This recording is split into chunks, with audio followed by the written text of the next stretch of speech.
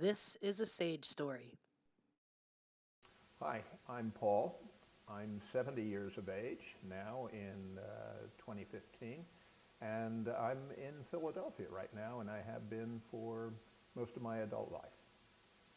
My story, it's a job-related story.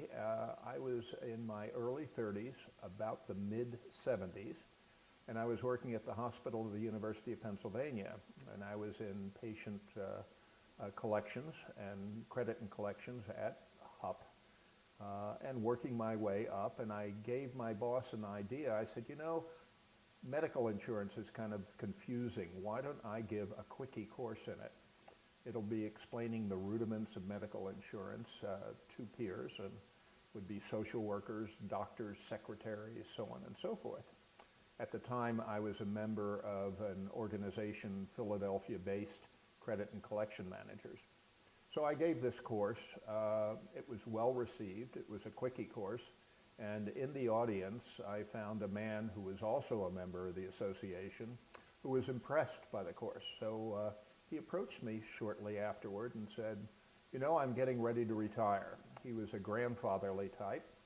He said, I'm getting ready to retire, and I think I would like you to take my place. And he created a position for me as his assistant at Pennsylvania Hospital, which is another hospital in Philadelphia. Well, I went to my boss and told him about it, and he said, go ahead. I can't keep you here. So I went and had a good experience there. I got along well with my people that I supervised, including one person that was a student at the Philadelphia College of Bible. And he was working there now full time, and he came up to me and he said, Mr. Jablonski, I think I'm falling in love with you. Cute kid. I said, the only thing that I could think of that was appropriate at the time, I said, well, I love you too, and we have a job to do here, and let's do it. And that was how it was handled. That's how I thought I could handle it. And we went on and worked for the department.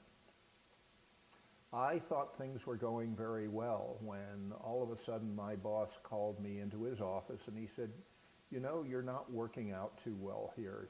You're not supervising well, and I think I'm going to have to let you go. Well, I was shocked. I was never fired from anything in my life. And he said, listen, what I'll do is if you want, you can stay on the payroll. I'll keep your salary, pay your salary for a year. I just think that this is going to be it. Well, I didn't feel morally that I could do that. Then he came up with a suggestion. He said, I think I can recommend you to another hospital. So I went to the other hospital. They had a collections problem. And in about 2 or 3 months, I solved that problem. And then I was fired again.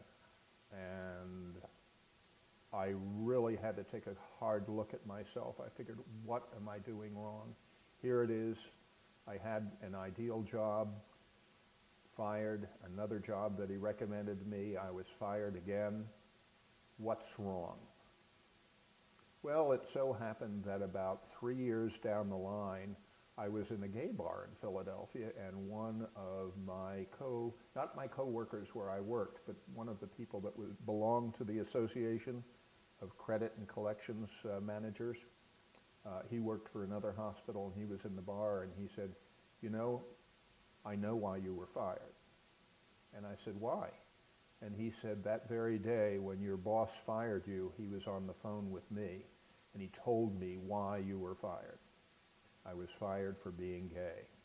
Not for any actions that I did on the job, not for anything that I did publicly, but he apparently found out, I don't know how, maybe there was a neighbor in the neighborhood that saw me going into a gay bar. I don't know, but at the time, this was mid-1970s, there were no protections, legal protections, and I didn't find out why I was fired until 3 years after the fact. So that's my professional experience, my professional story, and there are more stories where that came from.